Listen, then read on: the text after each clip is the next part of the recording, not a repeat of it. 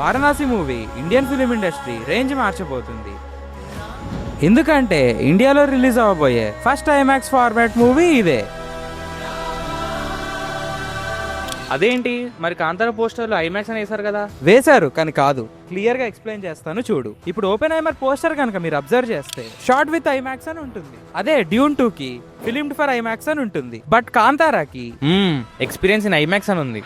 General గా IMAX cameras తో shoot చేస్తే అది షార్ట్ ఆన్ ఐమాక్స్. కానీ ఇవి ఎనలాగ్ కెమెరాస్ కాబట్టి చాలా సౌండ్ ప్రొడ్యూస్ చేస్తాయి అండ్ రీల్స్ ని షిఫ్ట్ చేయడం కూడా అంత ఫీజిబుల్ కాదు. ఇవి మాత్రమే కాకుండా వరల్డ్ మొత్తం మీద ఓన్లీ 10 ఐమాక్స్ కెమెరాసే ఉన్నాయి. అందుకే 2020లో ఐమాక్స్ ఒక ప్రోగ్రామ్ లాంచ్ చేసింది. ఈ స్క్రీన్ మీద కనిపించే కెమెరాస్ అన్ని ఐమాక్స్ సర్టిఫైడ్ డిజిటల్ కెమెరాస్ గా సర్టిఫై చేసింది. సో ఈ కెమెరాస్ తో ప్రాపర్ ఐమాక్స్ ఫార్మాట్ 1.43:1 లో షూట్ చేయొచ్చు. మూవీస్ లైక్ డ్యూన్, వారణాసి ఇవన్నీ కూడా ఈ కెమెరాస్ తోనే షూట్ చేశారు అండ్ వీటితో తీసిన మూవీస్ కి ఫిలిమ్డ్ ఫర్ ఐమాక్స్ అని వేస్తారు. ఈ రెండు కాకుండా ఒక బ్లాక్ షీప్ ఉంది, అదే ఎక్స్పీరియన్స్ ఇన్ ఐమాక్స్. ఇప్పుడు movies like Kantara IMAX camera or IMAX certified కెమెరాతో తీయలేదు, జస్ట్ నార్మల్ సినిమా కెమెరాతో తీసి దాని క్లారిటీని అప్స్కేల్ చేసి ఐమాక్స్ పేరుతో ప్రమోట్ చేస్తారు. అందుకే ఇవి ట్రూ ఐమాక్స్ కాదు. ఓ ఇంతుందా?